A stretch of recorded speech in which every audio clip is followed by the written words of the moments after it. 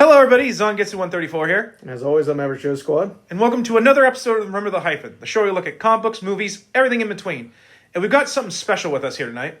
Yeah, I recently ran into Mick Strawn here over at Miller's. Yes, which is crazy. Breakfast. Yeah, we were eating Freaking breakfast. Yeah, I was in there eating breakfast, and you came up and complimented me on my Spider-Man vest. Yeah, I did. Well, I liked it. You know, what can you say? It's well done. Yeah, and I think it's rare at this point in time to find anybody that still knows how to sew, honestly, because that's all I hand sew. And if you wouldn't mind, just talk about your background real quick and also what you're shooting. Well, I've been a production designer, producer, second unit director, first unit director, all kinds of different, amazingly bizarre things, mostly for movies and television and so forth. I was the production designer on Nightmare on Elm Street 3 and Nightmare on Elm Street 4. And The Hidden, I can't remember half the crap I've done. Well, I saw you did some episodes of Hercules on your IMDb. I did. Yeah, no, I actually started the look of Hercules. Did you really? Yeah, I mean, I did all the original layouts and stuff, and then Hercules and Xena actually followed my look and kept running with it. Let's see, what else? I have done segments of I did the Blood Rain segment of Blade.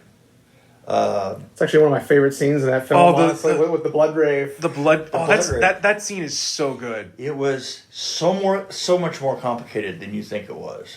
I mean, it took 3 months to get to the point to where we could actually say that we could do that sequence and make it look right. I mean, was it all one take, or like I'm assuming it was like multiple takes? It was a week. It was a week long shoot. Oh yeah, it was a week of filming. We created a mixture of blood that looked really bloody. Yeah. Right. And that's hard because usually when you start dealing with big amounts, you get kind of that watered down. It looks like water. It looks like because blood has a certain look to it. Yeah. And so I have heard before, supposedly, that the 2,500 gallons that they used for Evil Dead 2 was supposed to be the biggest amount of blood I ever used in a film. And I said, well, I have this to say. I have this to say to that, damn it.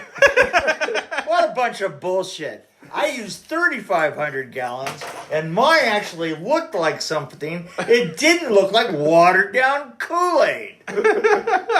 As a matter of fact, I mean, it was when we got the look that we wanted out of the blood, then we decided that, then we had to go in, we had to try and make it actually work in a system, in a closed-in system. Yeah, because it ran through the sprinkler system, right? Right, but that's actually a set. Yeah, and I always wondered about that, if that was if that was on a set, or if that was like an actual cooler. Or... It was all on a set.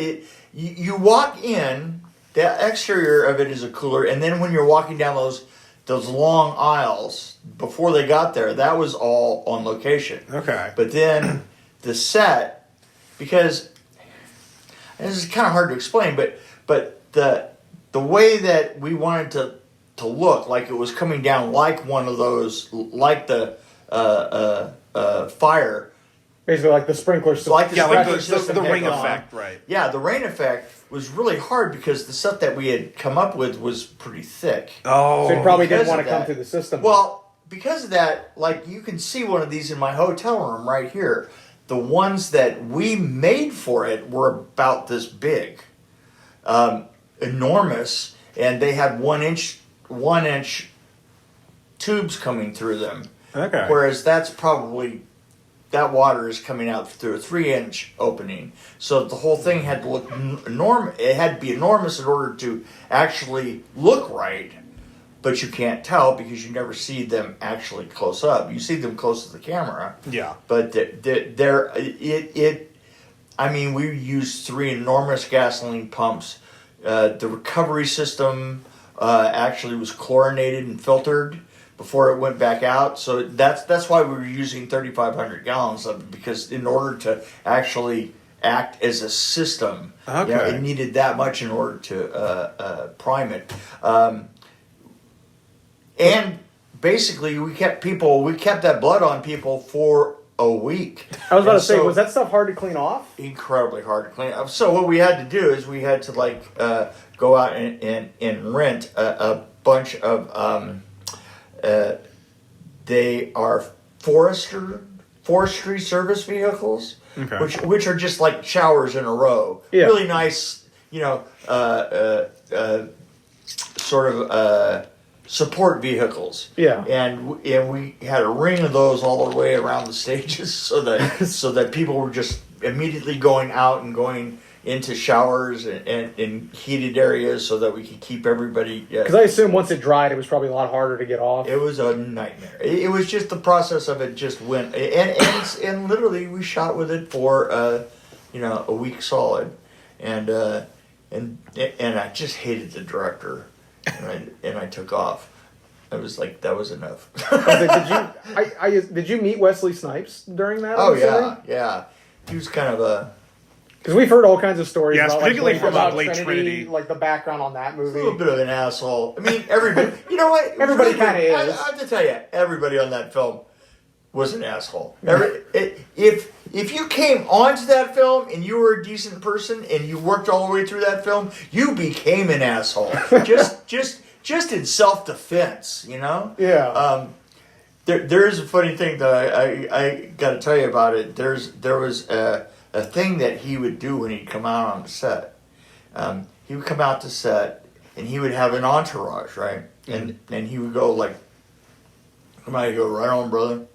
And his whole entourage would come up like with the Black Power salute. Which, I mean, come on. I was alive in the '60s, right? Yeah. And I remember the beginnings of the Black Power salute, and they weren't exactly. It wasn't exactly set up to even up the disparities of social climbing in the frickin' film business, right? Yeah. And so, I mean, we were on a rooftop. We were filming on a rooftop, and literally, the access to that rooftop was the rooftop next door. Mm-hmm. So then you climb down the stairway. You got up here and then you climb down the stairway. Yeah. And the effects crew was leaving for the day, and I was leading the effects guys out because that's what I was doing on the show. And we got up to the top, and we're looking down, and we wanted to see Snipes come on with his entourage, just because there's just something that just tickled the hell out of me. Because basically, it's not something you see every day, basically. And the thing is the incredible indifference with which it was always met, from the crew itself, from the actual crew. It was like, Jesus, Yeah. And so they would find a place to come in from. Because it was a show, right? And so we're up above, and we're looking down, and this, and he's over here at the front of the building, and he moves into where the filming is, and they do the, and he does the right, the salute. Yeah. Yeah. And there was this, we're looking down, and all of a sudden, this kid that had just been hired on, right? Little tiny Jewish guy, really tight curled hair, whitest human being you've ever seen in your life. Oh no! Comes running from the back of the set over here. And he just comes right up to Wes and says, "Right on, brother, right on." I'm not kidding. Oh my God! I am not kidding. The trying to look down on an entire film crew that is definitely trying to find somewhere else to be, so that they don't just burst out laughing and just draw all this hand to ire, basically. Oh my God, it was just, and of course, my crew not being the nicest group of people in the world, just fucking started cracking up and laughing down on the others like this, and we had to run to get off that freaking rooftop. Yeah, but I told that story at a con once and up in Washington, and I still have a guy that calls me every once in a while. I made this great black friend, and he heard that story, and he calls me up like 3 times a year, and he goes, "Right on, brother." Yeah, that ain't something you forget. No.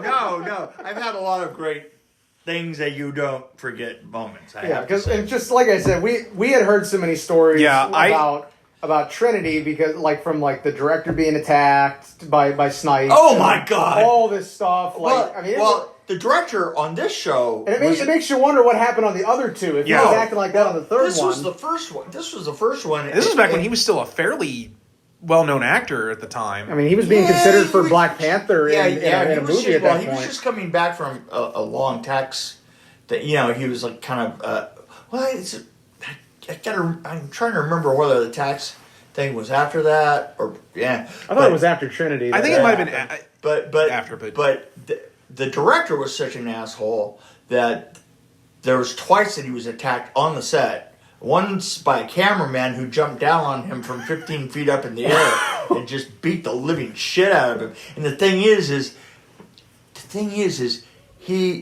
there were no charges filed or anything like that because the guy was such an asshole. I mean, there was absolutely nobody that would have come to his defense. Yeah, there was nobody that wouldn't have came in and said this guy deserved it. Basically. Yeah, right. Exactly. Oh man, it was a show. It was a show that I to this day really truly think that the show became possessed because a group of people otherwise who were used to working with each other just turned on each other. It's like some Exorcist stuff. It was was it Poltergeist or was it Exorcist? I think it might have been Exorcist. Or so many of the cast for that No, not so. You're thinking of Poltergeist. Was that Poltergeist? Poltergeist. I can't remember which one it was. I knew one of those. Just an evil show, and I can understand that. I mean, I up until that point, I don't think I had ever worked on a show that was absolutely just based in evil. Mm-hmm. And it was for some reason just as screwed up as it could get. I could not leave fast enough. But I'm still to this day very proud of this. Yeah, it's a beautiful shot, honestly. Yeah, in terms of just movie openings, I want to say that might be one of my top 5. That is a hell of an opening. Because everything about it, the way it was shot, and then the effects look fantastic in it. And then when Snipes comes in, he just completely. The whole thing is completely convincing, and that show, to me, was 2/3 of it was really excellent, and then at the end, it just kind of. Oh, you mean the part where he turns into a PS2 effect and and when he really starts doing the fight, when he started doing his own fights and stuff, and they didn't look right for some reason. It just looks a little hokey. Well. The thing is he was. There's something to be said for how supernatural he looked. Yeah. And then he just looked like he was fighting like a street thug. Yeah. I mean, so it's sort of like the mystery is kind of gone at that. And then there was the long series of following that drip of blood. Oh my God, I remember that. Where it's on the really roof awful, and really through awful first time CGI stuff. Yeah, and it was like that. There was nothing convincing in all the rest of that. Like that one where he cuts him in half. That always to me has looked like I'm not a big critic when it comes to CGI. Because I've seen some bad CGI. Yeah, that one to me always just makes me chuckle because I'm like. I look at it and I'm like, that might have looked convincing when it came out. But or maybe if you were watching it on a VHS copy, Yeah, it was. But with me, when I watched it on a Blu-ray, I was like, man, that didn't look very good. Well, the thing is, you have to understand is that CGI in general did certain things well. Yeah.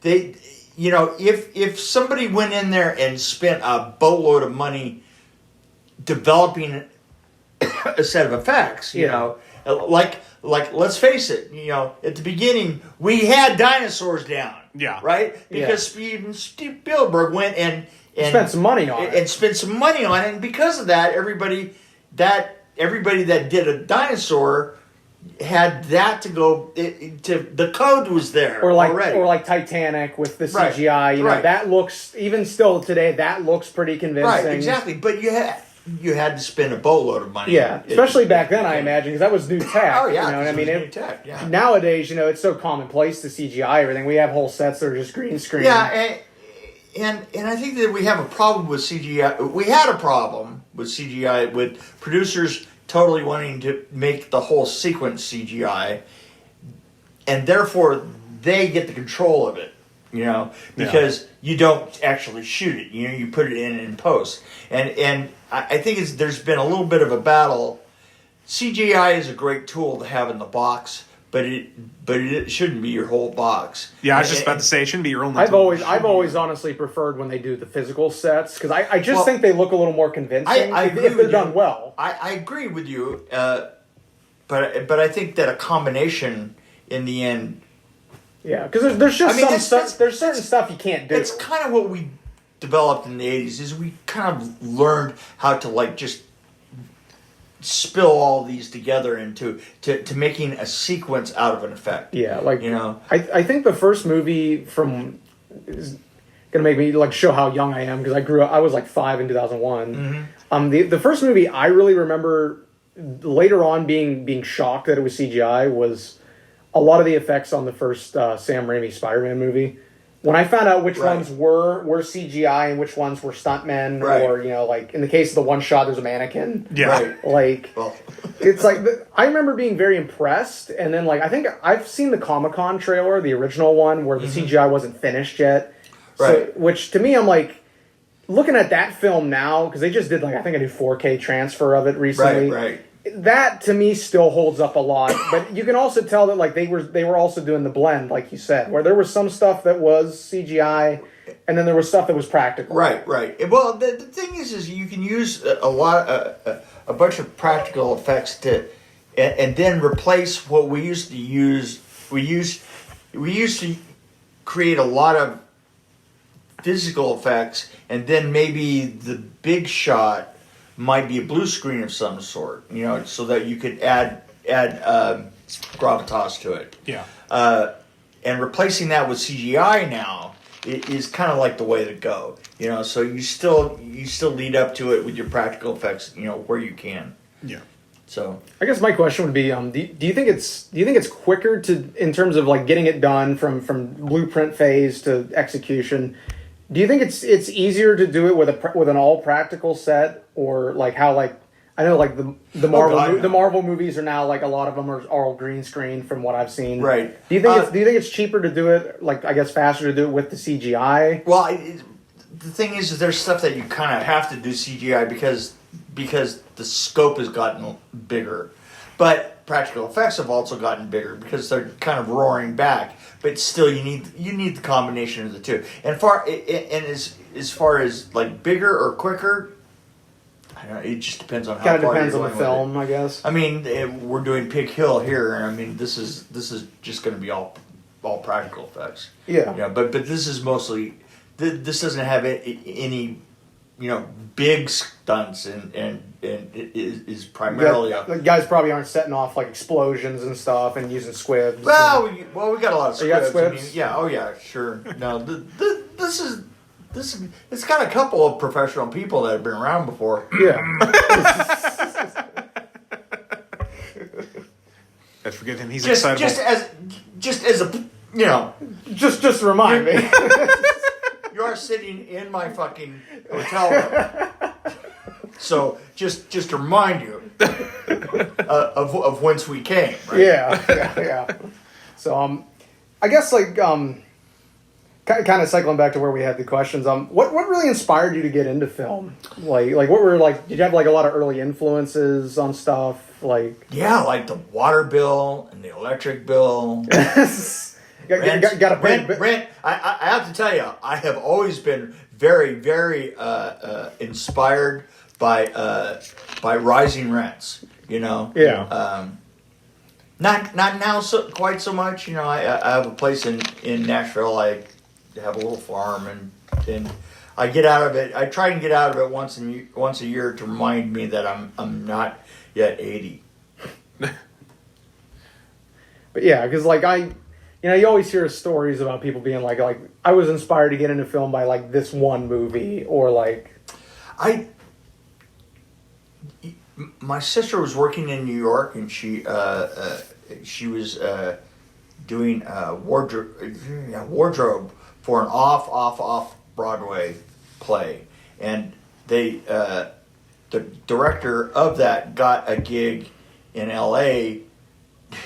doing a $5 million Canadian safety film, which is an interesting story in and of itself. But the thing is when that happens to you out of the blue as a director, the first thing that you need to do is you need to start hiring crew around you that are not going to let the producers know that you just did this for the first time, right? So Interesting. So the director hires her, being that she worked off Broadway with him, and then they come to LA in that area, and she needed somebody who knew how to run a crew, which I did for construction. And so in 1982, I came in and I thought, well, this shit's great, and I just stuck around. So being as my rent was almost immediately tied into it, when that ended, I made my work was going out for 8 hours a day, finding more work like that, and I did. And I guess the rest is something. Funny how that always works. It seems to work out like that. Paying the bills always is a great It's a motivator. It's a mover. Movers and the shakers are the landlord one. Yeah. Were there any films like that the special effects works on was like a big inspiration on you early on? Stuff that you would go back to and be like, well, like I was a fan of this. I gotta tell you the truth. Yeah, and the thing that kind of motivated me. This is gonna sound weird, but the Van de Graaff machines and the Tesla coils from the original Frankenstein always fascinated me. Yeah. And it's really funny is eventually I actually did a really stupid film called Frankenstein in the College Years. My magnum opus. and I got to go to Universal and go to the old props and units. No way, they still had some of that? Yeah, I asked. And you know what I had to do? All I had to do was ask, and they go, "Oh yeah, Frankenstein shit's back there," and so went out and crazy. And pulled some of it out. Yeah. I mean, I know they do. They keep kept a lot so much stuff up, because we've heard of me and Adam are big. I guess you could say fans. I guess is which is a loose term of lost media stuff. So we've always heard about the stuff they lost from the Vault fires or old film made with the nitrate. Well, it just walked off. Yeah, because nobody cares. Yeah, because there was really no film preservation stuff going on back then. Yeah. I mean, film preservation. The concept of film preservation didn't come in until after the 2000s. Yeah. I mean, because people just kind of started realizing how much was lost. The worst people to deal with that are film people. Yeah. Because we don't care. I mean, it's like it's a tough place to have lots of storage and stuff because it's really expensive. Because stuff takes up space and it takes money to store stuff. It's a lot of burden stuff. Yeah, we were talking the other day about. I was talking with a friend of mine, Nick Benson, who's an old effects person, and we were talking about. Okay, story in a story. So there was a time when I was doing Texas Chainsaw Massacre 3, and I'd go in and I had to modify the mask, right? Yeah. Because it wasn't looking like what I wanted, so I literally went in and cut it all up and said, "Here, just sew this back together." And I cut the mouth out real rough and the eyes were, and they did. But the thing is when I got there to the that would have been K&B. When I got to K&B's offices, they were surrounded by buffalo. I mean, and to go in the office like there were fiberglass buffalo everywhere. And what they were used for was Dances with Wolves. Oh, okay. Right, so That's crazy. So the thing is, I was asking is, I can tell you that like virtually none of those buffalo exist now. Yeah, right? I mean, get left out in the elements and stuff. The weather is. Oh yeah, or just people like messing with them. Put in dumps and and stuff like that. I mean I know I just can't imagine all the stuff that that I had and I built. You like the movie The Fantastic Four? Well, we had that big weird gun that we built. That had the ray and stuff. And we and where the ray came out of over at Loyola, we built that. Yeah, I got a couple of photos of some of that stuff that I was actually that was a question I had down was did you still have anything from that film? Like no, do you know if any of that still exists somewhere? Like maybe like a vault? I doubt it. I mean that's kind of. It's kind of going back to what you were talking about, which is just it's hard to preserve everything. It's hard to preserve everything, and we aren't the people to do it. Yeah, it's the studio and the. Well, it's like our job. Our job is the next job. Yeah, it's not the last job. Yeah, I mean, you finish one thing, and you got to move on to the other because it's the paycheck, Right. It's a business, and you just keep on going on down the road. I mean, that's probably why the preservation of things didn't really get started until like the 2000s. 2000s, Yeah. Because and even then it's only because everything started to change. Like everything went to digital. And digital kind of sucked in a whole group of people who now weren't necessarily did film for their jobs, right? Okay. Because cameras are cheaper, and I mean, you have to admit that filmmaking in general has gone through a very egalitarian period. Yeah, it absolutely. used to be just. I mean, the cost that it would have that it was to make a short film. I mean, everybody makes a short film. Yeah, now. we were actually watching. There's a fan film on YouTube for Spider-Man that's from like 1969, and it's only like 11 minutes. But we were figuring like this must have cost some money to shoot back in the day because film wasn't inexpensive. Film was not inexpensive, and developing it and getting a hold of because this was all hand built. Yeah, and we were like looking like we were positive they did overdubbing for audio and there were scenes with like lightning that I can just tell by looking at it that it was scratched into the film. True rotoscope. Yeah, right. So it was. They had a scene where they blew up a car, and you could tell it was a model car somebody had built. To do the wall crawling effect for Spider-Man, they took a Mego action figure and 12-inch. they actually like stop motioned it in. Oh, really? Yeah. Yeah, I was stop motion stuff like that. Which for a short film like that, that was an amateur film back in the day. You know? And like you think like now amateur films are all over the place. Anybody in college does it, or people in high school.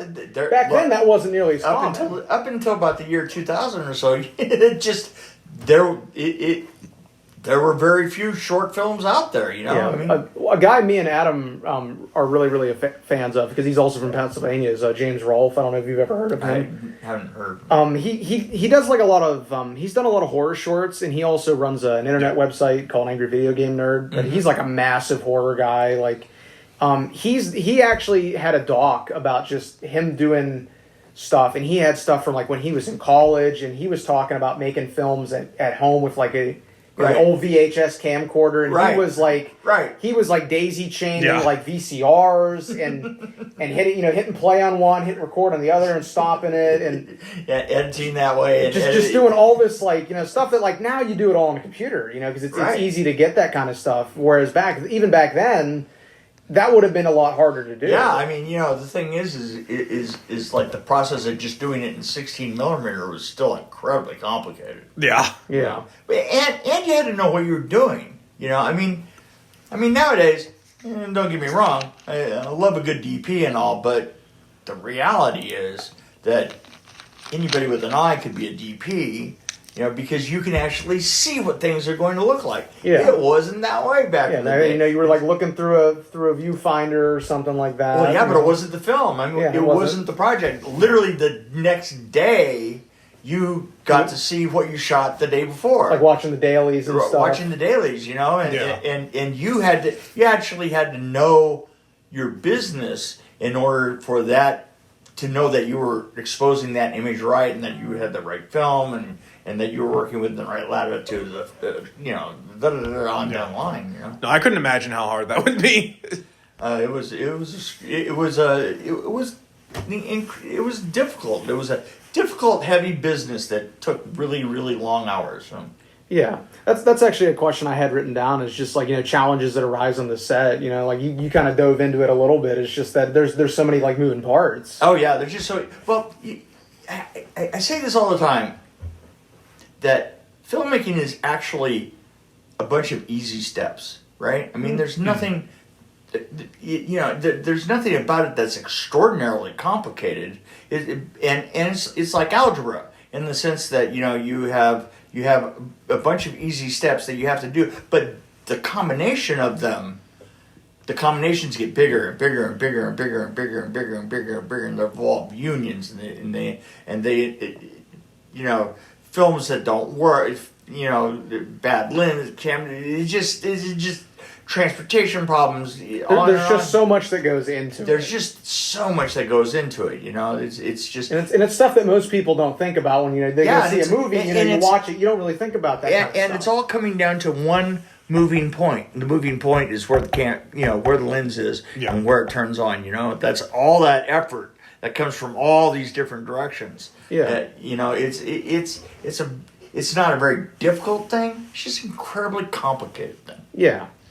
Yeah, we work in retail, so we know we know. Kind what of you know, mean, like working with people and stuff. Yeah, people. Yeah, like customers. Yeah. Customers. Yeah, and when my first real exposure to doing any kind of filming stuff was I took video productions in high school, and I remember thinking back then that we were just taking, me and my buddy that I was working with then, we just took the camera and went out and shot stuff, Yeah. and it's like, because it's very amateurish, and then the more, that kind of sparked my interest in it, I started doing more research and like watching behind the scenes stuff, and it's like, that was the first thing that hit me. It's like, man, there's a lot of stuff that goes into this, and again, most people don't think about it. Well, I mean, the thing is, like, if you're looking at maybe Nightmare on Elm Street 4, I had like almost 80 people working for me.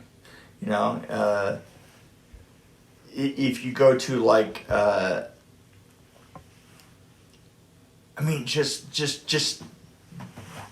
the logistics of having 80 people working for you makes you go out and get 3 people working for you just to deal with the 80 people working for you. The first thing that happens is like, oh God, I need to actually think. So I'm gonna get 3 people to like go do the rest of that shit, right? Now, would you say that working, like, just to kind of compare stuff like projects you've done on, was it easier working on the Nightmare TV show versus doing the films? Oh, no, it was. Or was it like about the same? Well, it wasn't the same. I mean, it was a fairly small crew that was, really pretty talented but overworked, and the I never liked the DP. That I thought the lighting was terrible on that, and we used to like do everything that we could to sabotage the lighting guys because the guy who lit that show was kind of a daytime TV guy. Oh, okay. Right. So everything, he was kind of used to it being a certain way. Well, he was used to it being easy, which is you put a coop up in the middle of the set. Yeah. Which is like we used to call it available light. It's every available light. So he put up a coop in the middle, which is just like wood blanket, and we would spend, like almost every night we would knock out at least half the bulbs out of the fucking thing accidentally. So that because like this is what horror is about. You see the cut on that wall? Yeah. See the lamp makes a pattern on that wall, right? Mm-hmm. Yeah. Okay, that's what horror is right there. That's the most lighting that you should have at any given time.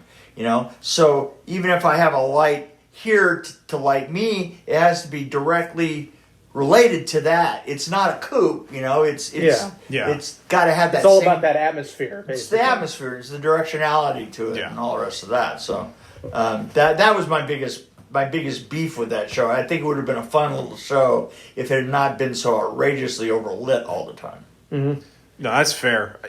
Because I was about to say, even like stuff like the Tales from the Crypt, which also kind of did a similar thing. Like, yeah, had a lot of the same thing. Yeah, and they had a lot of the same problem that they were grabbing DPs from. They wouldn't grab a DP from a horror film. They would grab a DP that they thought worked every day, and usually that was like daytime TV people, you know, that kind of stuff. So yeah, I can't imagine how annoying that would be. Yeah, it's pretty annoying, I have to say. Yeah, No, so what film did you think you had more fun with? Did you have more fun with the Nightmare films or like working on Texas Chainsaw 3? I mean, because they're both like those are two very iconic horror franchises. You know, like, I probably had the most fun on 4. I mean, I wrote a book about it, and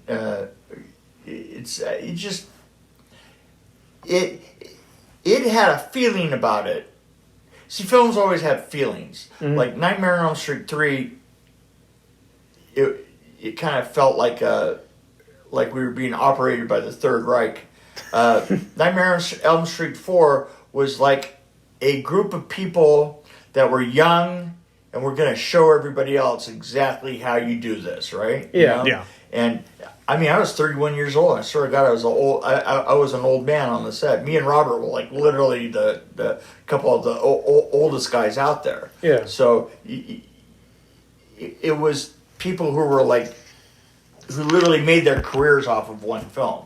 Yeah. You know, and it was a lot of people because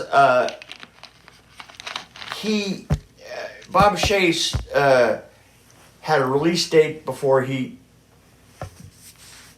got a release date in August and didn't start the film and the pre-production of the film until February. So he was already kind of working behind a little bit. Yeah. So in that case, what you do is you go out and you have to like everything that you're going to do. You have to like just turn over to different people. Mm-hmm. And as the production designer, it was kind of my job to hold all those people together and keep them going in the right direction. And it just worked, you know? I mean, a lot of times it just doesn't work, you know? Yeah, and a lot of times, like, I've noticed that, like, when there's films that I think really have, like, a great atmosphere to them, and, you know, they just work. When I like, kind of look into, like, the behind-the-snes stuff, it's kind of exactly like that. Like, people had fun working on it. Right, like, exactly. I worked for a producer on Blade. Blade was a nightmare. and he really had the theory deep down inside that a bad experience did a great film. I don't know why, but it just made me not ever want to work with him. Yeah, because I mean, I've always heard stories about just the behind the scenes from like the first Texas Chainsaw, because that was like compared to the other ones was like a low budget. You know? I mean, I've heard so many stories about like that dinner sequence, you know, with like the roadkill and stuff in there. Oh yeah, I know. I've heard so many stories. I know about John Dugan's a good friend of mine. So. Is he? Oh wow, that's cool. Yeah. Yeah, because that's actually, I think that's actually probably my favorite horror film is that first one. Yeah? Because it just, there's something about it, you know, like the grit and the grain to it that... Yeah, it's very atmospheric. When we did the third, we wanted to get closer to that feeling again. You know, and I used to describe it as this, is that, you know, when you were done with the day, you threw all the cameras into the back of a Dodge. Okay. A dirty Dodge, and then drove it back in the morning, opened up the trunk and got the cameras back out again. Yeah. Of course, that's not what anybody did, but that's closer to what they did down there. That's like the feel you guys were going for. Oh, yeah. Yeah, it's I wish I could say more. My favorite horror film is John Carpenter's The Thing. Well, that's an amazing film. But for me, to me, that's more science fiction than it is horror. Yeah, that's fair. For me, I think it's more. I like the psychological stuff in there about it. Like, it's like it's. Then when I grow a beard, I look like McCready. Have you ever seen The Hidden? The Hidden? I don't think I have. Oh, okay. Well, that's a little joy from earlier than that. Okay. It's an amazing film, but it's also got that same of. Where is the creature hiding? Yeah. In who is the creature hiding? Yeah, that's like that. Honestly, that's like because I know a lot of people don't like that film because of the body horror aspects of it. I don't mind because I think it's. Oh, Bottin, Rob Bottin. Yeah. Oh man, his work is just astounding in that. Kind of going off that, like I think the best horror films are where you don't get to see the main the main monster a lot. this Like is one of my why- favorites is Alien. Like because you don't really see the xenomorph a lot. Yeah.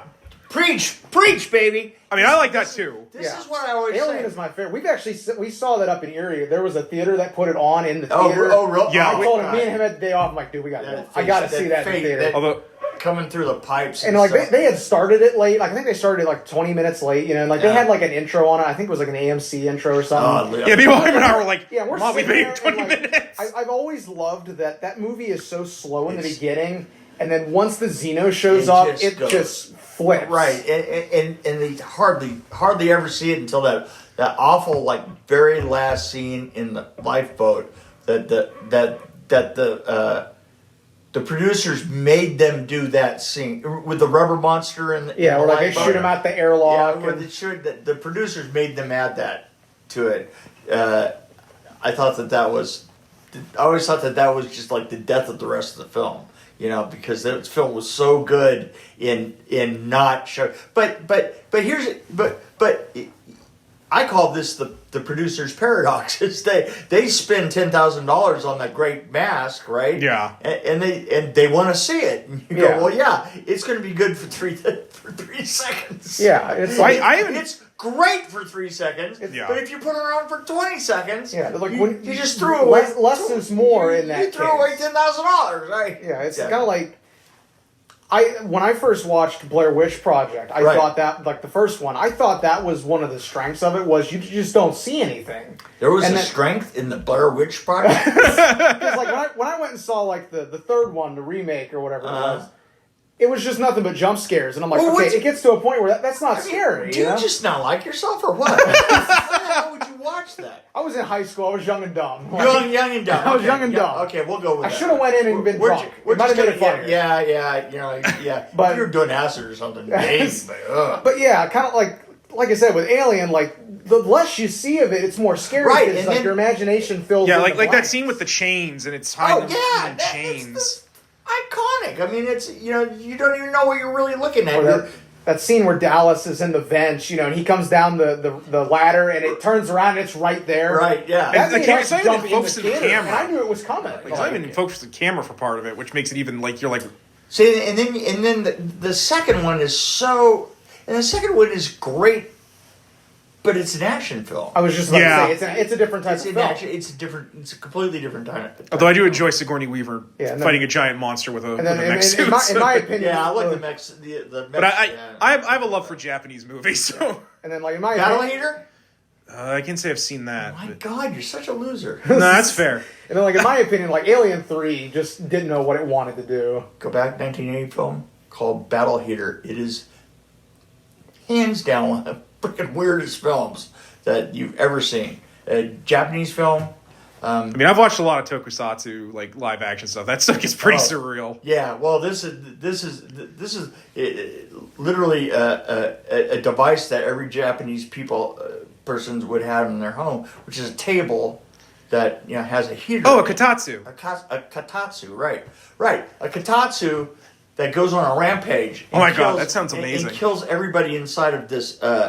Tries to kill everybody that's inside of this like 4-story up and down apartment. And the thing is there's like 5 different, completely different stories going on with the The katatsu. Takatsu involved in it. It is just absolutely. It's hilarious. It is weird. No, that does sound pretty good. Yeah. Yeah. Because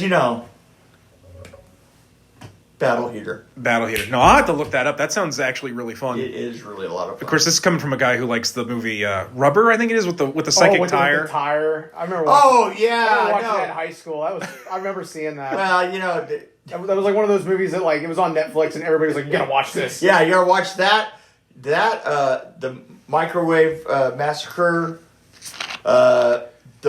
What's the one about the killer bed that was done in the 70s? Oh, Deathbed, the bed that Deathbed. Deathbed! I love Deathbed.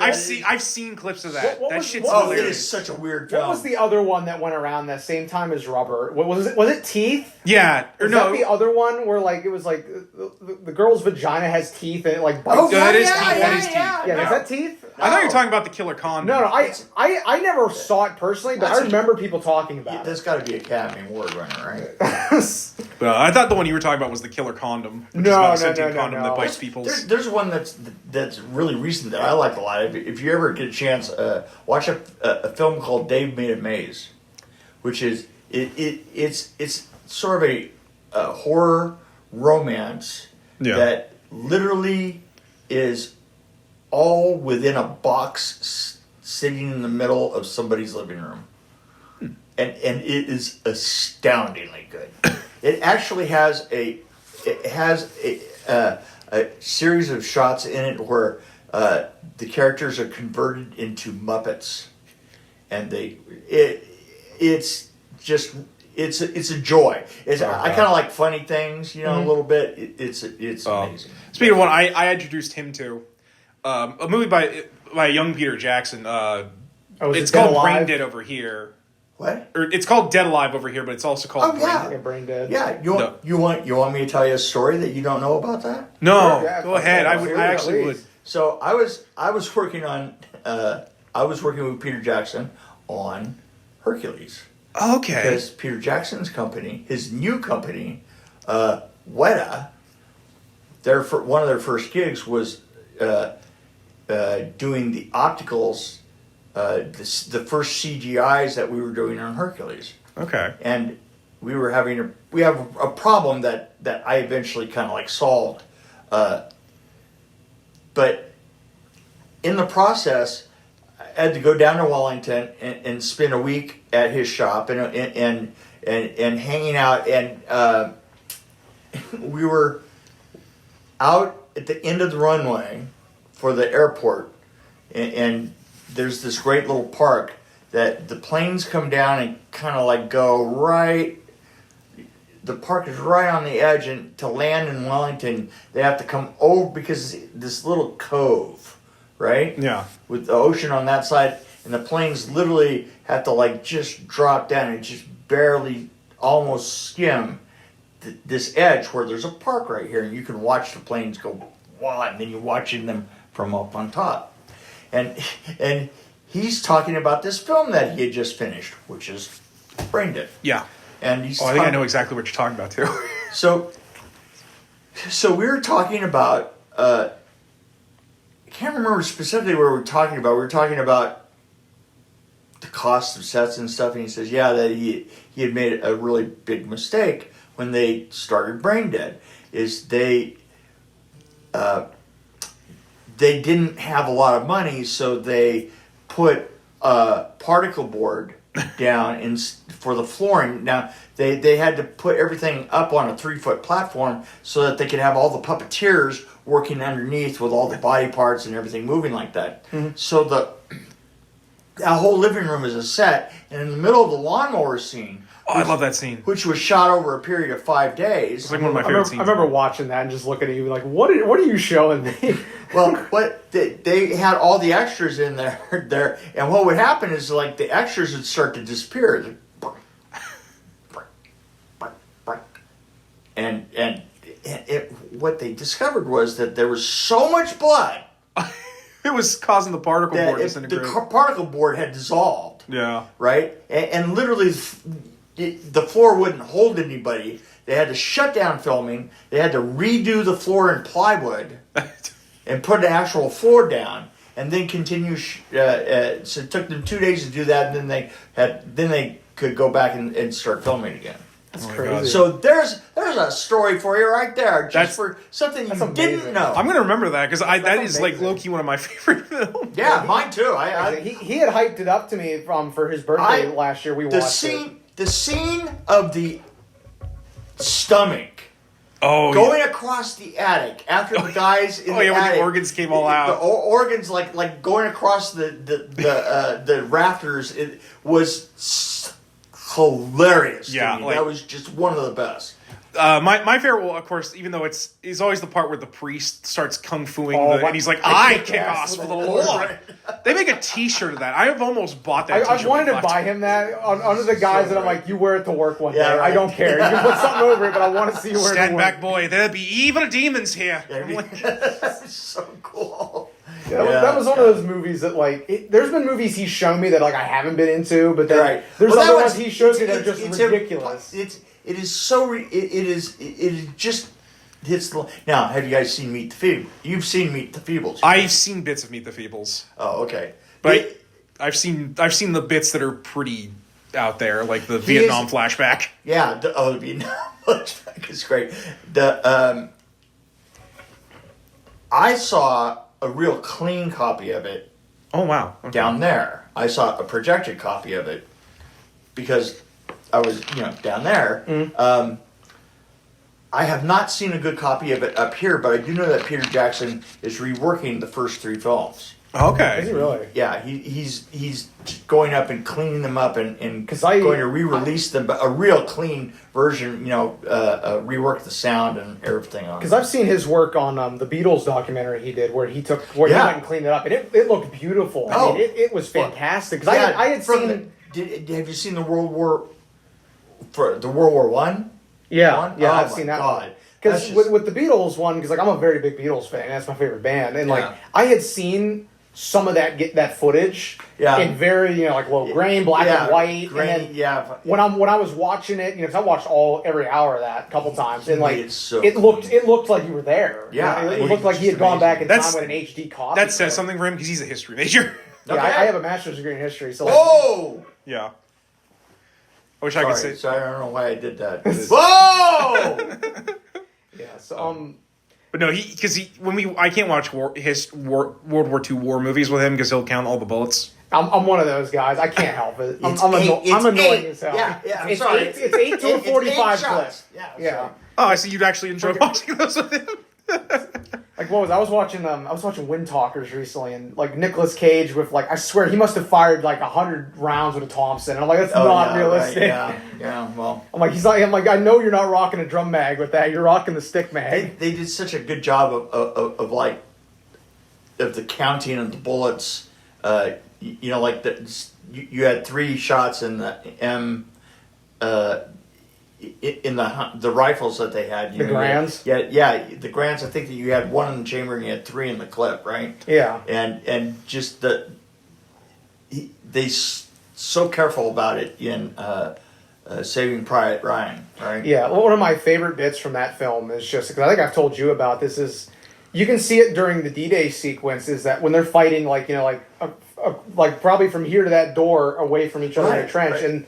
They're throwing the empty clips against the helmets to make that ping. Right. To get them to pop up. To get them to pop up. And I told him, I told him that happened. There's recorded evidence that happened. To get the... Because they got used to hearing that, they would wait for that ping, and they would know that means you got to reload. Reloading, right, yeah. Yeah, so...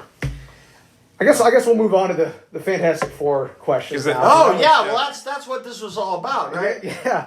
Although I will say, sir, I very enjoyed this conversation so far. It's been amazing. Really? Yeah, this has been amazing, honestly. Okay, well, it's rare to find people again in our neck of the woods that know film. You know? I went to college with one guy, and I hate to say that me and his opinions just are so opposite of stuff. Right. So it's like I enjoy him and I respect him a lot, but I can't really talk to him because we're just on so opposite sides of the fence.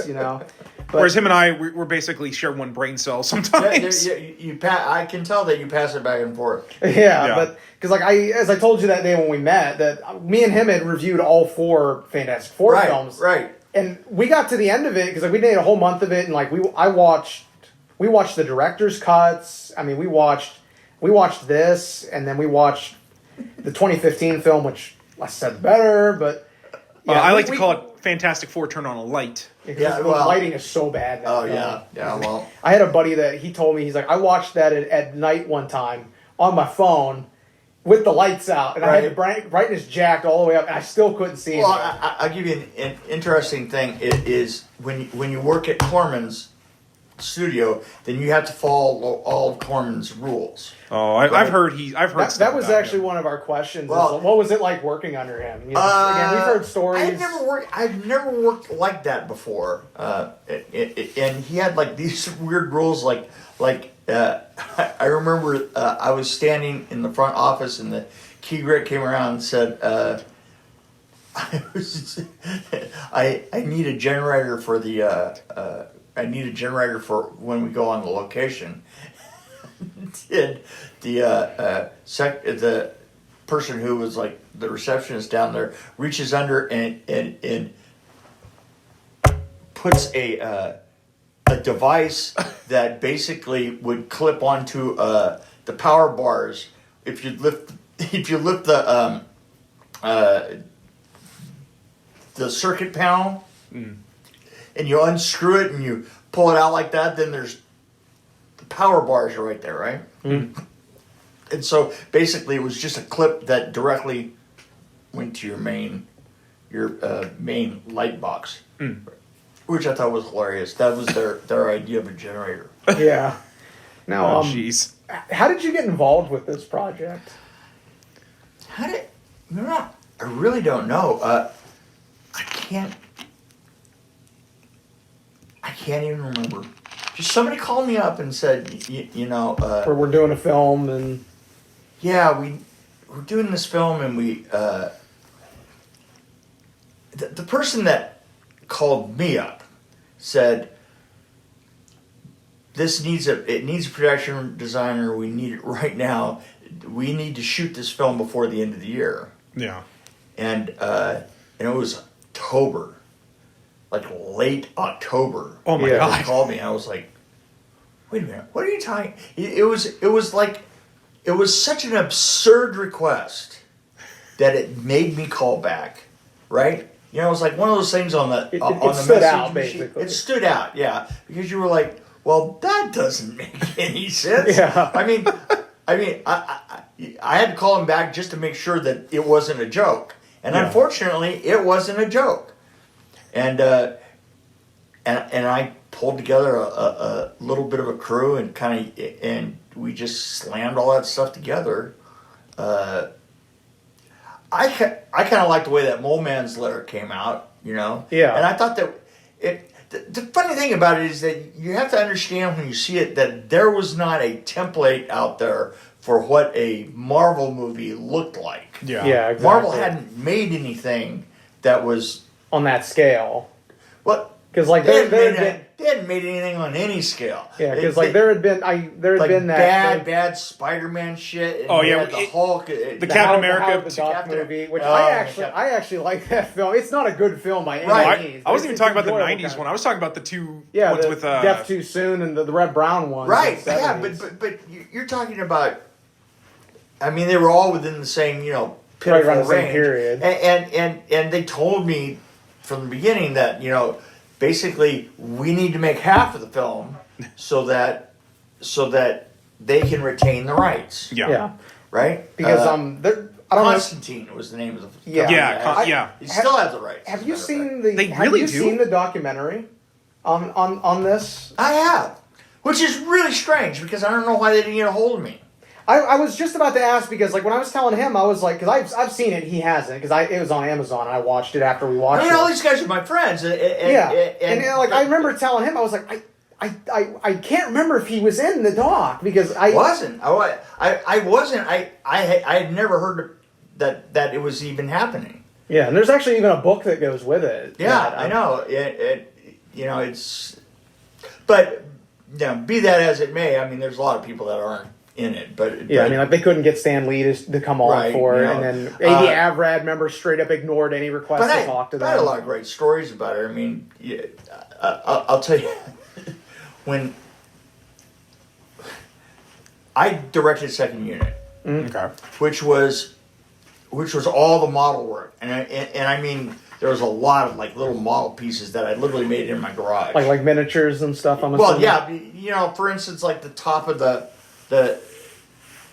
top of the set that had the ray going out, the top of that was a model that I built in my garage.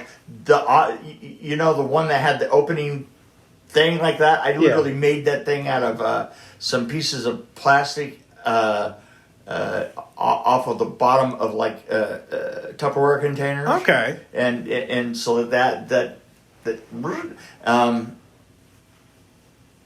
I made Mole Man's lair in my garage. Also, thank you for calling him the Mole Man, because in the movie he's just called the Jeweler, even though he's very obviously the Mole Man. For me and him, we're such big comic guys. Like when I was growing up, I don't think that part was actually originally in the book that I said. See, I actually followed. I actually looked at the comics and tried to make the sets look like the comics. Yeah, no, we do because I'm such a bit because I remember when I was a kid, I had a couple comic books because I could get them at the grocery store down here. Right. But my uncle, who had grown up in the '60s, had a huge box full of old stuff, and he had a lot of Fantastic Four and a lot of Spider-Man stuff. So that was what I grew up on. I'm not even into comics. Yeah. Not even into comics, but. At least went out and did the research. I just went out and did some research, and by my researches, I was reading comic books and going, well, we need to make this kind of really simplistic, kind of look like a simplistic drawing style. And that's always that's actually one of my complaints with Marvel movies now. Yeah, I love Marvel movies to death. Yeah, but I love all the old stuff. They're specific. They become a very specific thing, right? And it is not. It's why a lot of people do look at that film and go, well, that looks like the comics that I read. That was one of the bigger things him and I talked about. Yeah, I remember telling him because we watched it on lunch periods. So it went through we have an hour for lunch. So we would watch a little bit of it. And I remember telling him, because I've got the Epic Trick collections at my house of FF, and I have the omnibuses. Right. And I have, because my uncle's long since gone, I have all those comics now. Right. And, I remember telling him that I'm just that looks dead on, that looks right. And then we watched the other ones, and I'm like, how did they not get this? The source material's right there. I never really kind of understood how it kind of went the direction that it did. And it's a little bit better now. I mean, a lot of them at the beginning were amazingly bad. I kind of like some of the. I like Deadpool stuff. Oh yeah, those. I like the. I can't think of the name of the Thor. I like the one that was done by Taki. Thor Ragnarok. Yeah. That was amazing. Oh no! I mean, and what amazing job of designing, because they actually did some different things. I mean, that ship that they were in, was actually such a Buck Rogers kind of. Now you mentioned it. I never thought about that. Yeah, it's totally the gun, and she's up on there, and the gun upside, and it's got the gold glitter and everything on it. And I go, wow, it looks like some Buck Rogers stuff. It is totally Buck Rogers. Well, I hope they didn't have a Jeff Goldblum singing "It's My Birthday" in there. Yeah, well, yeah. Granted, I love Jeff Goldblum. Yeah, and that's obviously, stuff changes and stuff. But I always adore when it just looks like something I could go up and pick up. But I literally made that ship model in my garage, and when the radar thing pops up to make the ray go out and like that. I made that come drop by putting springs around a hydraulic jack and letting it out so it went down, and then we just filmed it in reverse so it would come up. But here's the great thing is that we did a bunch of newspaper spin-ins, right? Okay. The way that you do that is more complicated than you think. Because basically it's a black curtain that you've got a rod that comes through off of a drill, right? And the drill, you have a piece of plywood that you've mounted a piece of paper to, the newspaper supposedly. Yeah. But you have to film it in reverse because you have to know what your final. Oh, okay, yeah. Right? So it's got to be in a particular position when it stops. And when you do that is you film it in reverse. Okay. That actually makes a lot of sense now you say it. So I said, well, listen, in order to do this, we need to film this in reverse in a meeting in the morning with everybody. And and the DP goes, well, we'll get a reverse mag. So back then there was actually a reverse mag that you could get for your cameras. Okay. That would run the film in reverse for all this wacky shit that we did in horror. But you could only use what was on Corman's lot. That was his law. And he goes, we can't get a reverse mag. so we can't do that shot that way. And I said, it's not a problem. We'll just turn the camera upside down. And he looks at me and he goes, that's not going to work. He's looking at you like you had two heads, basically. Yeah, he looked at me like I had two heads. And first of all, I know it works. I've done it before. But I couldn't convince him in the meeting. So what I did was, I went in and I got a piece of film from the editing room. It was about this long. And I went out there, and this was after the meeting, and I went out there, and we had canceled all those shots, and I said, look, let me show you how this works. And I took the film, I held it up like this, I said, all I'm saying is that you're saying that we have to go like this, and come on over here, you can see this. I say, and all we're going to take is we're going to reverse it. We're going to go like this and turn upside down and see where that turning upside down is. That's what we're doing with the camera. And all the time I'm waving the film around like this, right? Okay. That's utter bullshit. I mean, it's utter bullshit that you can see anything in a film that somebody is waving in front of your eyes. Mm-hmm. But he didn't know that. So then I just went, here, and I just accidentally kind of left the film with him. And at about 3 in the afternoon, my art director comes in and he goes, he says, there is this thing that is happening now on that set out there. And I know you, and I know that this has got to, he says, did you tell somebody, that you can see backwards and then leave a piece of film out there so that all these idiots could go around and wave this film all day long? Because everybody's been fucking doing that all day long and turning to each other and going, well, see, he's right. But then about an hour later, the DP comes in and he goes, well, you're absolutely right. It'll work. Jesus. Oh my God. And my art director is just daggers at me. You're a fucking horrible human being. and I am a horrible human being. That fits honestly such in line with everything that I heard in the doc. My favorite story from the documentary was them shooting the scenes of the Thing running around New York at night. Yeah, we were hoping he was going running and into... not doing it with a permit and taking the film out and looking at it under a light. Right. And stuff. Yeah. I remember watching that and I had to pause it and send him the clip and I was like, how? What? We literally there was we used we trap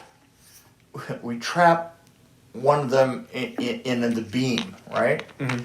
And we didn't have time to do anything optical on it, so we literally went out and rented a guy that had a highly powerful green laser, right? The thing is that this guy comes in and he sets it all up. He says, yeah, so he took the space and he just took mirrors. He just started with one, focused it, hit that one, hit that, all the way around the room. But I'm in the room when they're shooting that, and what I would notice is a stray beam would go and go out into the side, and you would have to go and track it down and see where it was because it would burn through shit. Oh God, Jesus! So I literally had a bunch of art department people keeping their eye on where the beams went and making sure to go put out the little tiny fires that we were because the place was such a tinder box, I think I remember they mentioned in the doc that there was some issue with fire code or something. Oh yeah, it was a fire trap. It was a total fire trap. I really like the breakaway that we made for Carl to come through with in the and the Thing costume. Yeah, I don't think anybody has done it that well since. No, to me, that again, it looks like a comic. It looks like it should. It's absolutely exactly what it should be. It even has almost the little tiny eyes that Kirby would draw. I thought was really funny was Culp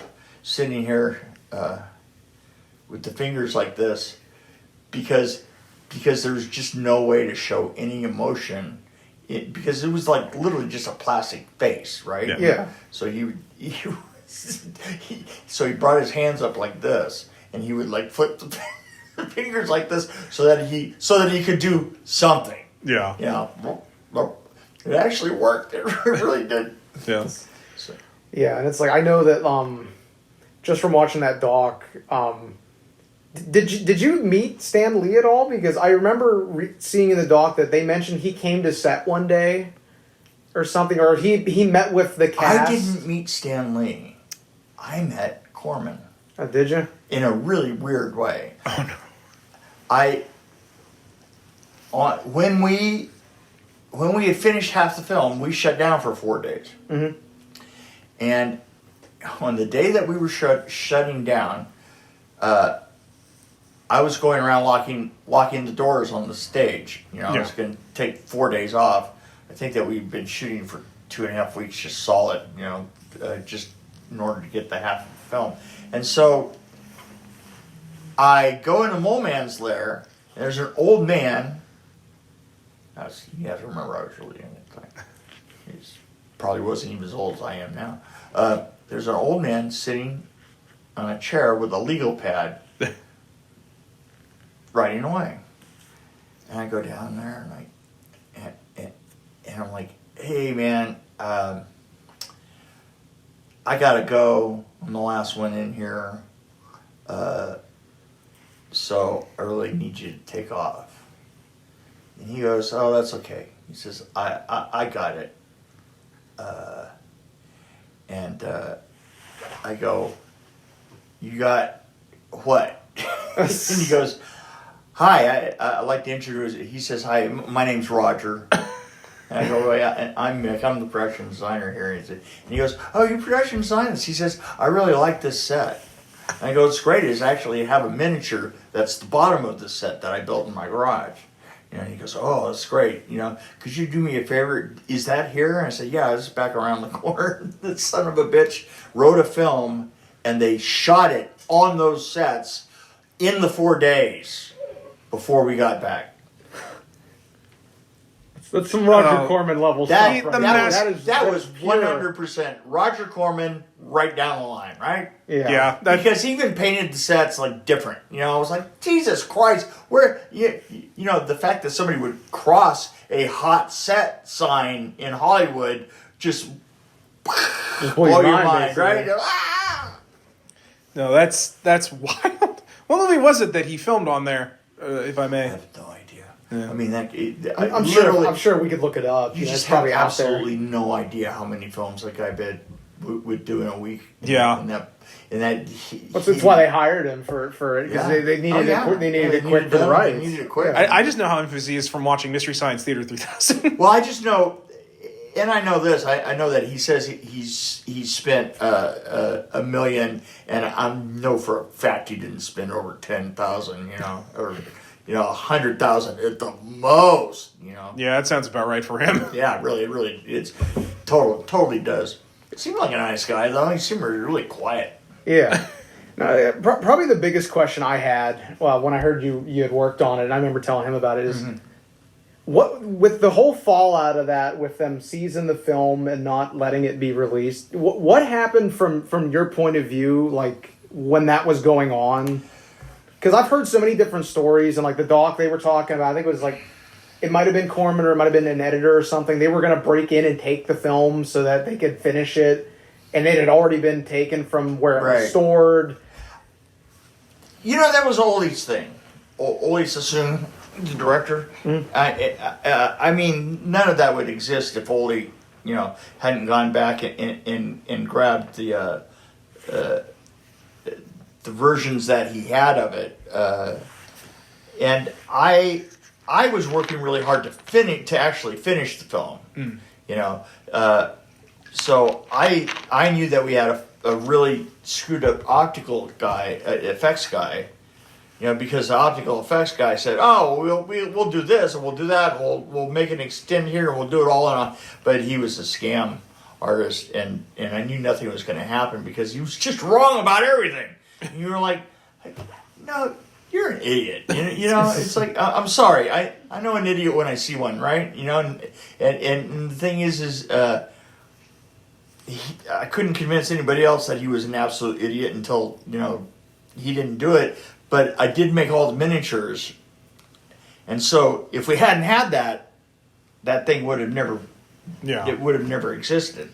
So I went in and I shot the second unit for it because nobody would stop me. You know, and literally this shows up like, you know, bunch of years later, right? Yeah, because like I know in the doc the theory they had for, I don't remember who exactly said it was that somebody somewhere ran off a copy of it. Mm-hmm. Like they went off to, I guess like they had like a reel of it, and then they had somebody run a copy, and they think that person copied it for themselves, and then it nobody got would have. That happens all the time. Oh, I definitely believe it. It happened all the time. So you know, running a copy here and a copy there, it's something that you did in order to get your job done, right? Yeah. You know, so that's what somebody did. I mean, it's not like there's a great mystery about it. You know, that's how the town works. Yeah. Yeah. Do you remember the first time you heard that it was floating around like as a bootleg? Because I went on. I had heard for the longest time that it kept showing up at cons. Yeah, that's how I learned that's about it. What I was. He had brought that up to me, and like it was this and like the CBS pilot for the Justice League TV show they wanted to try and do. I remember in the documentary, I believe it was the actress that played Alicia mentioned that she was at a party and this guy kept saying that he knew her from somewhere, and he couldn't remember what it was. And Rebecca Strawn. And he finally came back to her. He's like, "You were Alicia in the Fantastic Four movie," and she thought like, "Oh, did you work on it?" You know, and he's like, "No, I've seen it." And she had no idea that there was copies of it. I think I saw it and I go, wow, that's weird. I didn't think that we were doing this to even be certainly to be released. But I will say this. Oli kept saying, "Oh, I really wished it would have been released." And I said, "You know what? The way that it played out did you a favor because more people have seen this film because they should never have seen this film." Yeah, and I mean, like this is like a cleaned up version of it. Somebody like took it and like did the Peter Jackson treatment on it and cleaned it up and everything. Yeah, I mean, you know, it just nobody would have ever seen it if it had been released. Yeah, you know, I mean, I probably would have because I would have been. It would have been like the '90s Cat movie where nobody saw it. I would have just picked it up out of the video rental store back. Right, exactly. You know, and there would have been like 5,000 copies of it released, and that would have been it. But the story of it is the better part, right? Yeah. Yeah, and just like I said, that's always stuck with me is that she didn't know there was copies of it. Yeah, I'm sure the way that everybody found out would have been different. I mean, I know the guy that played Thing. He said he found it at a convention one year, right? And the guy was like, "Oh yeah," and he recognized him. And he's like, "Yeah, I'll sell you a copy for $10." Yeah, right. You know, and it's just stories like that that like that stands out. Yeah. You know? I personally wasn't involved in it once I did my thing. You know? Yeah. And that any of it exists though is probably goes back to Oli somewhere, you know, because he really believed that it should be released. I honestly can't say as I care one way or the other, but I still, in looking at it over the years, I still think it's kind of funny that we kind of got such an interesting look out of it. I mean, for no money, it really looks like a comic book. Yeah. And I don't think I think it stacks against anything out there for looking like a comic book. Oh, I would absolutely agree with you. Because again, like I'm such a fan of like the Silver Age comic stuff from like the 60s and the 70s, and I can look at 60s FF books and then watch this, and it looks like a fantastic it looks exactly book. like one of them, right? Yeah. That's credit to me. Yeah, you know, which I applaud you for that. Like, honestly, sir, I didn't know what else I would have done. You know, I mean, there probably just there wasn't really anything else as a frame of reference, like you said. There wasn't any other real. There really wasn't. You know, the only other big Marvel movie at that point had been Howard, and that had been a bomb at the box office. Shit, yeah, nobody would go out intentionally copy that. Yeah, no one intentionally would. What are you looking at me for? It's not like I own a poster for Howard the Duck. I have a poster of it. I have the VHS. I have the 4K. They put that out on 4K recently. Then I found out, because I'm a big eBay guy, there's a fucking Betamax version of it. Really? I'm like, I've been trying to find one just to be like I own it on Betamax. just to say that you do, right? Yeah, exactly. Because I don't think it's a great film, but like I enjoy watching it because it's like a train wreck of a film. Yeah, and I've read the comics. That duck, though, I mean, you gotta admit that duck. It's goofy as hell. It's disturbing. It is disturbing in all the wrong ways. I give immense credit to Leah Thompson for acting as well as she did in that. Up against that duck, right? Yeah. I mean, apparently she actually would love to do it again. She's actually been campaigning to get a sequel made for it for a couple years, from what I heard. She's done interviews with it where she's like, I'd like to haven't we revisit suffered it. enough? Yeah, like I said, I like the film, but I don't like delude myself into thinking, oh, it's the best thing ever made, because it's not. But it's one of those, in my opinion, it's one of those movies that like it's interesting to look at and be like, this got released, and this was a major Hollywood film. And it's the thing George Lucas is personally ashamed of. Yeah, he's not ashamed. The holiday special's fine. The Ewok movies are fine. This, though, ashamed of this. Right. The holiday special is... That's horrendous. Oh my god! We reviewed that. I had him watch that, and then I ruined his whole Christmas season by telling him it was still. Show him our thumbnail for that episode. Oh, where it's just George Lucas. It's just the most disappointed look at George Lucas we could find, because there's no other way to do it. There really wasn't like. But I mean, to be fair, my issue with that movie is more it's very weirdly uneven. Oh yeah, no, absolutely. Because it starts off almost like an 80s alien comedy where this alien right. And then you get Jefferson Starship. It starts like a Critters film. Is how it starts. And then all of a sudden he's in a sex motel, doing the towels and stuff. And then Jefferson Starship's playing, and it's like, what is happening here? Yeah, I know. It isn't the best. What was it? Harrison Ford. I think he was on Conan. Yeah, they asked him, "Have you ever seen it?" And he's like, "No." And they're like, well, we have this clip here. And he run over and tried choking him. Like, no, I want to watch this. I don't want to watch it. I don't want to. He's like, I'm trying to forget that I ever saw it. And then like Carrie making comments about it, where I think she said we have sniper rifles trained on us. We can't even talk about it. You see all the dots coming out. Yeah, all the snipers up in the ceiling. Right.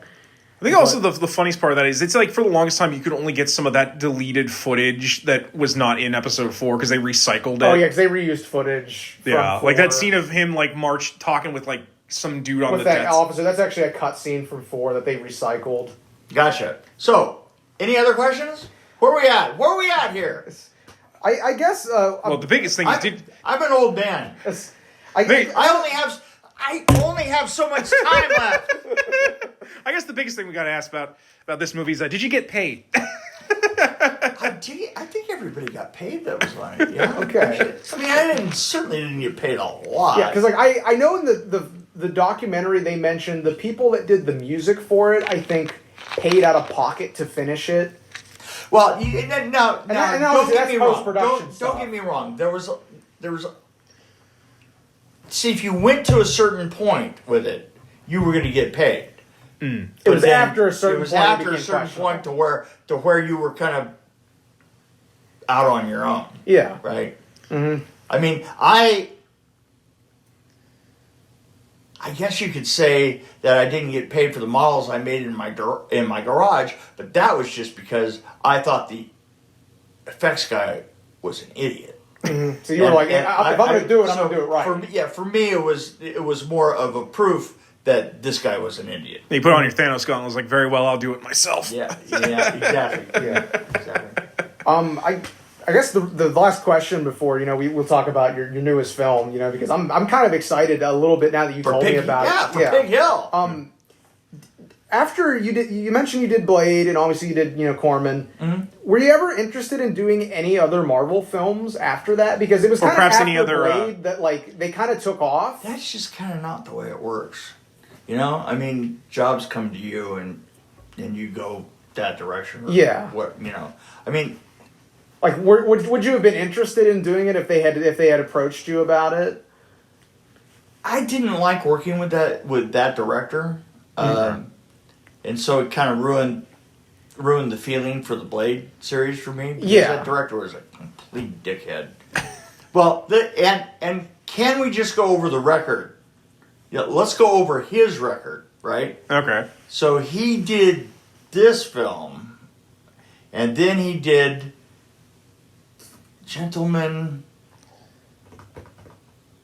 Extraordinary Gentlemen. League of Extraordinary Gentlemen. Extraordinary Gentlemen. The movie that ruined Sean Connery's passion for acting, as it's been called. And here's how bad.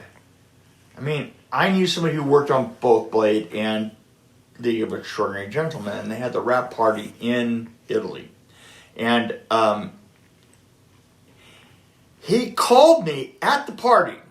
He was at the party. He called me with his cell phone and held up his cell phone, and I got to hear Sean Connery just ragging on the director, just tearing into him up in front of everybody. Jesus. And I was like, wow, I feel entirely vindicated on this because if you look, he didn't do anything after this, and I don't mean he didn't. It was like he just dropped off the face of the earth. Well, he literally went in and went back to doing makeup effects jobs. Like little like turning plastics out of molds and shit like that. Oh man! So that's a backstep. Yeah, and he's such a dick anyway. It's like some people just you just have a feeling that that's where they're gonna go, and he was just an asshole. So yeah, because like I said, I thought it was interesting that, like I said, you did two of like the really early Marvel films, and then it was right around that time, like Sam Raimi did the Spider-Man movies, and then the X-Men movies were coming out. They took off after that. Yeah, then I went and did Mantis, which was also one of them. And then I went. In fact, I just got name checked by Raimi this weekend. I had a friend who, when it was doing the announcing, moderator at a Tennessee con that Sam Raimi went to this last weekend, right? Mm-hmm. And he goes up to me and he goes, a really good friend of mine worked for you. And Sam goes, yeah. He did Mantis and he did the Hercules, and Raimi goes, Mick Strawn, right? I haven't seen that motherfucker in 30 years. Yeah, that sounds like Sam. So that's I love Sam. Sam's amazing. He's honestly, he's really funny. He really hangs with Ted and all that. Yeah. And Ted's I've heard he's friends with Lucy Lawless as well. And Lucy, to the point that when he did the Doctor Strange movie recently, if you look in the background in this one scene where they have these big statues, he has a statue of Xena in the background. Oh, that's great. Yeah, no, and Lucy Lawless is a wonderful person, and Renee O'Connor. Renee O'Connor both lived in Redondo Beach where we lived, and we'd see her all the time around town, and we knew her from New Zealand. So yeah, and that was one of those shows that like I got into recently, and once I watched it, it was like, my God, this shit is awesome, Yeah, we did pretty good. Yeah, so like I said, the whole reason you're here in town is shooting this movie. Yeah, it's Pig Hill. Pig Hill. So R.A. was an old friend of mine. R.A. Haloff was Leatherface in Leatherface. The Leatherface in Leatherface. And I production designed that, and actually everything everything was built for Leatherface from scratch. I mean, literally, I built the house. I built the gas station. I built the shed. Even built the pond that with the body parts and everything. Yeah. Literally built that and imported a bunch of Spanish moss so that we had that great mossy look and all the rest of that. So built the car, and so R.A. Is an executive producer on this film, and I kind of heard of it at the beginning of the year, and as it turns out, they wanted me to come in and production design it, and by God, that's what I'm gonna do. Like I said, me obviously us being residents of Meadville, I had heard of that legend a couple of times here and there. Yeah. And like I said, my mom has been up there, and I think your mom had heard of it. Wait, she's friends with someone who lives on that hill. Yeah, so it was interesting. Like I think I remembered hearing that they were gonna do a film on it at one point. You there are a couple of people around town, trust me, that have they have theories, and they go on and on about them. I really just enjoyed the name. Pig Hill, I think, is just a great name for a film. It just sounds like a horror. It just sounds like it. You know what? The thing is people who aren't even into horror, when I mention that name, they go, "Well, is that like a horror film?" I go, "Yeah, it just sounds like a horror one. film." Yeah. Now we're doing a film about bacon. Yeah, no, it's basically it's kind of a cooking show. Yeah. In the worst possible sense. Yeah. Are there any things off the top of your head you can think that you're proud of working on it, like effects wise and stuff? I was a little story. One last story.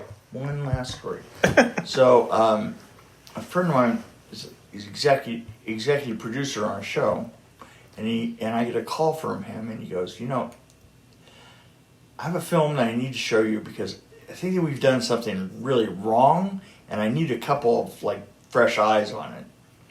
I go, okay. And so I go to his screening room, and he shows me this film. And he goes, so what did we do wrong here? And it was Mortal Kombat. And I said, well, here's what you did. Basically, this is about a game. And the game is basically two people fighting in an arena, or in a what do they call it? With the ropes and stuff. Oh, like a boxing ring. Boxing ring. So they're fighting in a boxing ring, and then basically what you've done is you've moved this boxing ring to all these wonderful locations, and you've made these great sets. But basically, you're just reenacting the game because you don't leave the pin, and this, just like in the game itself, the sets are just there to be a background for it, and that's a game, and you made a great game, but that's not a movie. And he said, well, elaborate on that. I said, well, think of something like Robin Hood. Robin Hood, when Errol Flynn is in the middle of the sword fight, he's going back in, getting backed up the stairs, and he swings for the chandelier, and he swings across the set, and he drops back behind a table, and the candles are cut and brought, and it's got all this swashbuckling stuff. Or something like Princess Bride, where you have these set pieces, and in the set pieces, they're jumping around, they're doing this great sword fight and stuff, and you have all these opportunities to do that, and you don't, and it's very flat and uninteresting. So he says, well, what can we do? And I said, well, we'll do a bunch of set pieces that can extend, that look like, something gets hit and something like that. And then we'll write 2 segments that actually get you out of this into different kind of feelings and stuff. And we'll use the set more fully. And so I said, I did Scorpion's Lair by building all the scaffolding out for the actual fight and choreographing the fight, and then coming in and putting a look back over it that I actually kind of found a look in a National Geographic magazine of these bears, these kings that are buried on these cliffs in an island, right? And so they have all these little ladders and all these bears that have kings on them that are wrapped up in mummy cloth. And just as a side note, I mean, we literally went out and bought a boatload of bamboo and just brought it back into this 100-foot high, 100-foot wide, 150-foot long blimp hanger, and we blacked the whole thing out, and we came in with 8 condors and went all the way up to the ceiling and built it down. And we didn't want to put up actual dummies because they weigh too much. So what we did is we went out and we had people collecting for like a week and a half, going out and collecting sex dolls, blow up sex dolls, and then wrap them in bandages. Actually makes that actually kind of brilliant. Yeah, well, it's because the weight was right. And it isn't like we didn't. We use it as a solution for all kinds of things all the time. I can imagine the sex dolls because you blow them up there. They were like really cheap and we cobwebbed the whole thing as we came down and we put that together. And then they said, well, and we had the trigger with the they go up the levels and then the trigger and it comes down on the pipe and we did that whole thing. And the thing is that was actually done practically. There was no optical effects when you're looking at that. That was there. It was enormous. It was beautiful. I just always been really proud of that. And then they said, well, how do we get onto this set? I mean, how do we get out of the Grove? Because they did this like horrible sequence in the Grove, which was like where they essentially played peekaboo behind trees. Oh, I remember that. And he was like, "Get over here!" Yeah. It was such a stupid. It was so stupid. And let me say, it was 3 times as long. I can imagine. Oh God, it just went on. It literally made you want to hang yourself. No, And so I said, what we'll do is we'll cut that scene, and well, how do we get from that scene into the other scene? And I said, well, you know what? We could probably use an optical asshole. And he went, optical? What do you mean an optical? Optical asshole. Like that. And the and the optical guy was in the meeting, and he goes, fuck, I know exactly what he fucking means. He's absolutely right. It's an optical asshole. I mean, and so all through the rest of the film, everybody talked about, well, how are we getting in here? Well, it's an optical asshole. So it's a what? It's an optical asshole. An optical what? Optical asshole.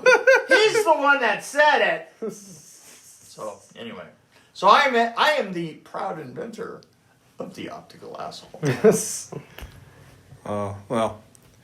Like I said, I'm still sitting here amazed that, like I said, that like they're making a movie in this town, because it's like we've talked about, nothing ever happened. Well, I think the closest I've ever they shot some sequences for the road. Yeah, here at Connie Lake Park, or former Connie Lake Park. These don't exist no more. But I remember they shot sequences of that here, and they might have done some stuff at the Hotel Connie, but I don't think anything else has ever been really shot around here. Let me tell you, this film is going to be disgusting.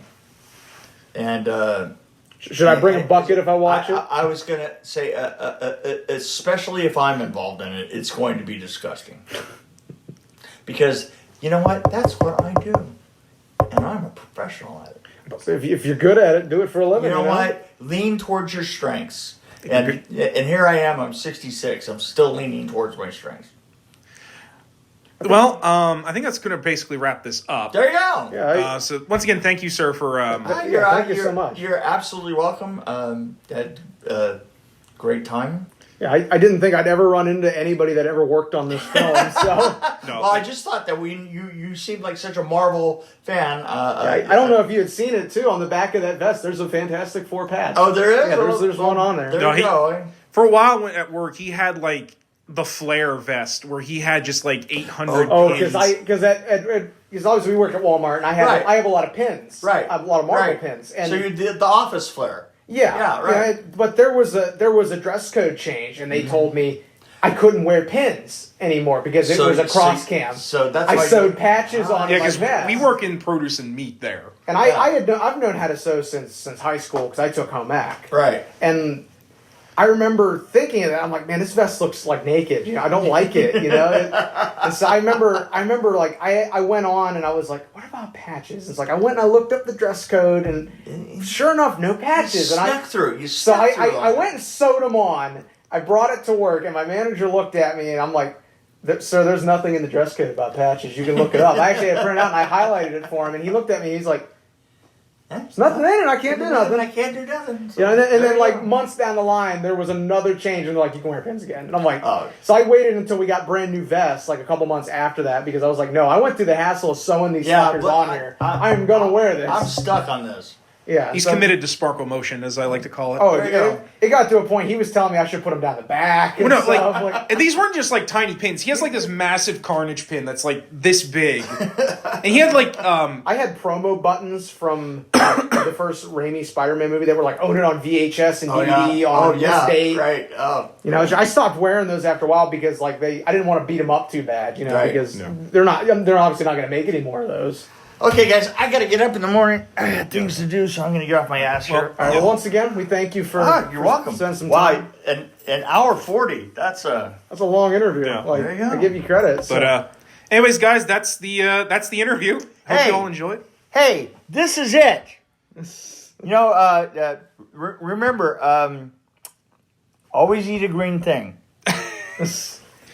And as always, guys, I'm Zongetsu134. And I'm Average Joe Squad. And as always, we ask you, remember the hyphen? And take care.